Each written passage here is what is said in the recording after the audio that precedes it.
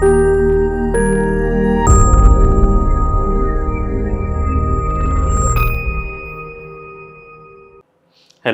This is doctor Satish Pawar, surgical oncologist, care hospital, Hyderabad.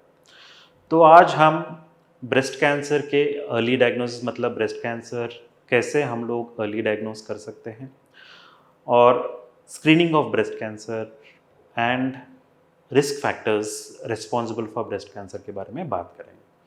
तो breast या स्तन का कैंसर जिसे कहा जाता है, वो हम लोग मतलब अब आधुनिकीकरण के हिसाब से मतलब अर्बनाइजेशन की वजह से जो रिस्क फैक्टर ब्रेस्ट कैंसर का वर्ल्ड ओवर बढ़ रहा है, उसके अनेक कारण हैं और हम लोग इसलिए सतर्क होना काफ़ी ज़रूरी हो गया है हमें।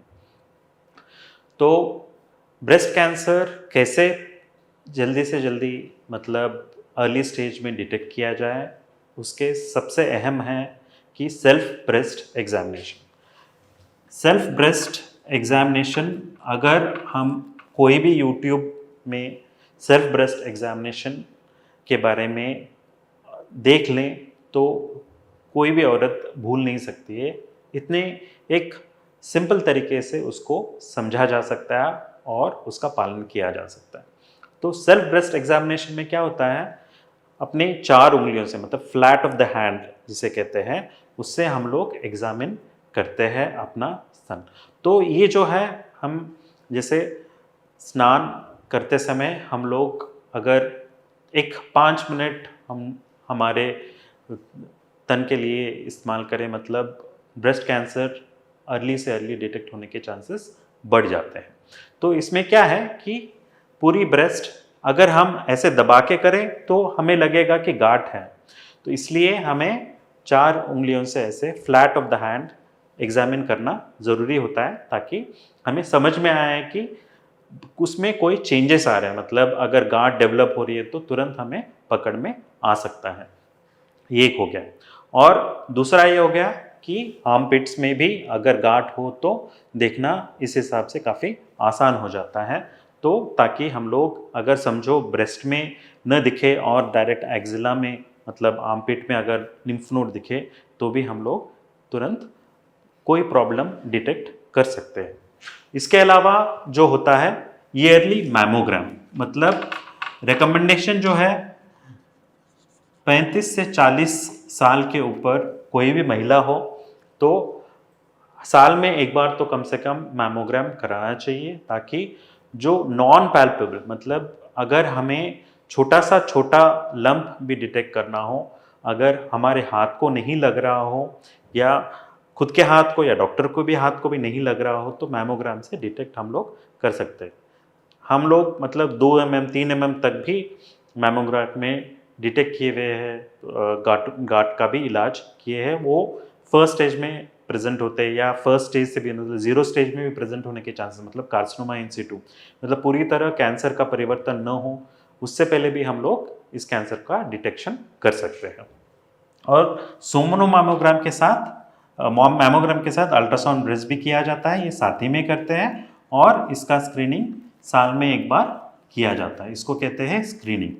और इसके अलावा जो है रिस्क फैक्टर्स ब्रेस्ट कैंसर के उसी समय बढ़ जाते हैं जब समझो कि जो ड्यूरेशन मिनार्की से लेकर मेनोपॉज, मतलब जब से हमारा मेंस्ट्रुअल साइकिल स्टार्ट होता है और मेंस्ट्रुअल साइकिल बंद होने तक का जो पीरियड अगर लंबा हो तो रिस्क बढ़ जाता है।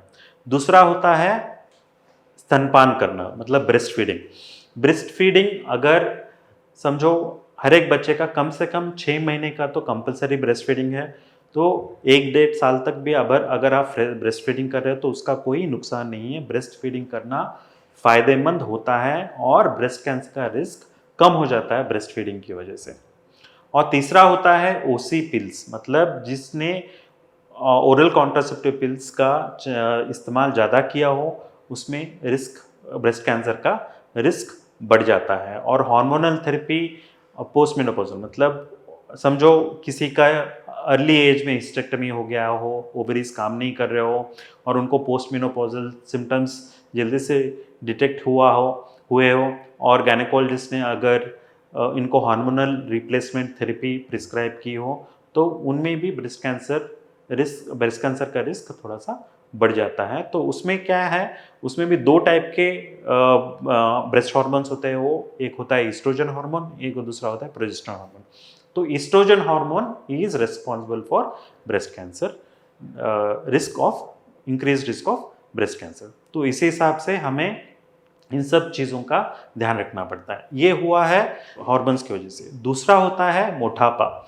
मतलब अगर आदमी का बेसल मेटाबॉलिक रेट कम हो और बीएमआई ज़्यादा हो, तो बीएमआई ज़्यादा होने का मतलब वज़न ज़्यादा हो। वज़न ज़्यादा होने की वजह से क्या है, estrogen receptor automatically, estrogen hormone automatically body में बढ़ जाता है। उसकी वजह से भी ब्रेस्ट कैंसर का रिस्क बढ़ जाता है। और जब फिजिकल एक्टिविटी कम हो जाती है बॉडी में, जो फिजिकल एक्टिविटी हम लोग अगर कम करते हैं, तो कम से कम हफ्ते में एक 40 हाफ एन आवर से लेकर 45 मिनट्स तक एक्सरसाइज, कोई भी फॉर्म ऑफ एक्सरसाइज, चाहे वो वॉकिंग हो, रनिंग हो, योगा हो, जिम हो, कोई भी फॉर्म ऑफ एक्सरसाइज करना ज़रूरी हो जाता है। तो हम लोग ये सब करने की वजह से क्या है कि लाइफस्टाइल डिजीज, हार्ट अटैक हो, स्ट्रोक हो, कैंसर हो, उसका रिस्क हम लोग ऑटोमेटिकली कम कर सकते हैं इससे। Thank you.